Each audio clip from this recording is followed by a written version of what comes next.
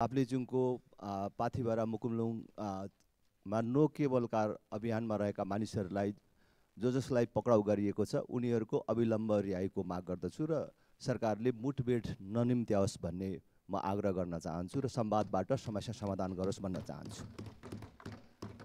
अर्को विषय छ कि भर्खरै ऊर्जा मन्त्रीले आधा घण्टा लामो यहाँ चाहिँ मन्तव्य दिनुभयो।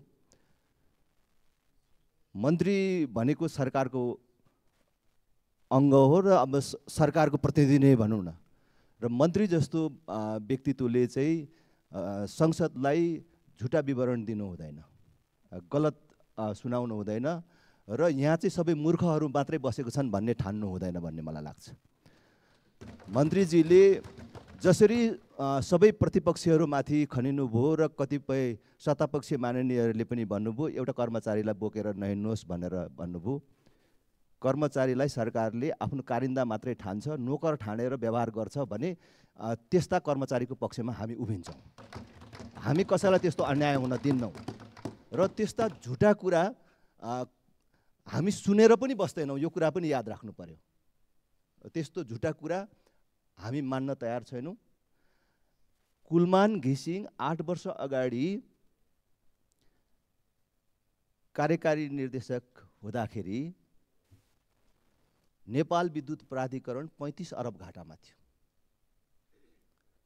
अहिले यो 8 वर्षमा 87 अरब कमाएर त्यो 35 अरब तिरेर 52 अरब खुद नाफामा छ संस्था। तर मन्त्रीले उभिएर भने नक्कली तथ्याङ्क पेश गरेर प्राधिकरणलाई नाफा देखाइयो भनेर भन्नुको अर्थ के हुन्छ? के सन्देश जान्छ? भोलि हामीले देशको ठुल्ठुलो आयोजनाहरू नेपाल विद्युत प्राधिकरणको सेयर निष्कासन गरेर रकम सञ्चालन गरेर बनाउनु पर्नेछ। जलाशययुक्त आयोजनाहरू हाम्रै पैसाले बनाउनु पर्नेछ। त यो प्राधिकरण खतरामा छ, नाफामा छैन भन्ने जस्तो मनोगत कुराहरू र कुनै तथ्यले सपोर्ट नगर्ने कुराहरू मन्त्रीले रोस्टममा उभिएर बोल्नु भएन। आफ्नो व्यक्तिगत आकाङ्क्षा पूर्तिका लागि संस्थाको हित विपरीत हुने कामहरू गर्नुहुन्न। यदि डेडिकेटेड ट्रङ्क लाइनको 22 अरबलाई पनि त्यो 52 अरबमा जोडिएको हो भने पनि त्यो 22 अरब घटाउँदाखेरि पनि अहिले पनि प्राधिकरण नाफामा देखिन्छ। त्यसमाथि पनि लाल आयोगले दिएको निर्देशन अथवा प्रतिवेदन अथवा निष्कर्ष अनुसार पनि उसले 3टा क्याटेगोरी भनेको छ त्यो 22 अरबमा। जसले लोड सेडिङको बेला बिजुली बालेको छ उसँग पैसा असुल्नु, त्यो समयको पैसा असुल्नु र जो लोड सेडिङ अन्त्य भयो भनिसकेपछिको त्यो पैसा नलिनु र जसको अदालतमा छ त्यसको बारेमा अहिले नचलाउनु, अदालतको निर्णय आएपछि भनेर भनेको छ। भनेपछि अहिले मन्त्रीजीको भनाइअनुसार त त्यो 22 अरब पैसा नउठाउने सरकारले टुङ्गो गरिसक्यो जस्तो देखिन्छ, होइन? यस्तो काम गर्न पाइँदैन।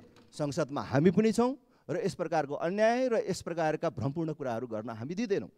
कुलमान घिसिङलाई एउटा म्याद तोकेर एउटा समय तोकेर कार्य सम्पादन फारम भर्न लाउने अनि त्यो ढिलो ल्याएकै आधारमा कार्य सम्पादन फारमै नबुझाएकोलाई चाहिँ 0 अङ्क दिने र त्यसको आधारमा कारबाही गर्ने भनेर भन्ने।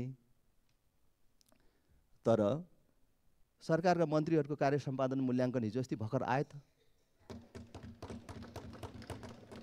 प्रधानमन्त्रीको कार्यालयले नै उत्तीर्ण अङ्क ल्याएन। सबभन्दा धेरै बजेट भएको, धेरै काम गर्नुपर्ने जिम्मेवारी भएको भौतिक पूर्वाधार मन्त्रालयको त 8% पनि चाहिँ कार्य सम्पादन मूल्याङ्कन छैन। यिनीहरूलाई कसले कारबाही गर्ने? पहिले आफै कारबाहीमा बस्नु पर्यो। सरकारले नैतिकताको आधारमा राजीनामा दिनु पर्यो अथवा मन्त्रीहरू त्यसको आधारमा फेरिनु पर्यो अनि पो अरू कर्मचारीलाई अरूलाई पनि यो डन्डा चलाउन पाइन्छ। आफूलाई मन लागेको जे पनि गर्ने अनि अरू निरीह कर्मचारीहरूलाई दण्डा चलाउने यो काम फेरि पनि भन्छु मान्य हुँदैन। र मन्त्रीजीलाई बडो हार्दिकतापूर्वक भन्न चाहन्छु, तपाईँले के कुरामा आँखा लगाएर यो काममा अग्रसर हुन लाग्नु भएको छ पछाडि हट्नुहोस् र परिस्थिति बिग्रिन नदिनुहोस्। म सक्छु, म परिस्थिति बिग्रिन नदिनुहोस् भनेर म मन्त्रीज्यूलाई आग्रह गर्न चाहन्छु। धन्यवाद।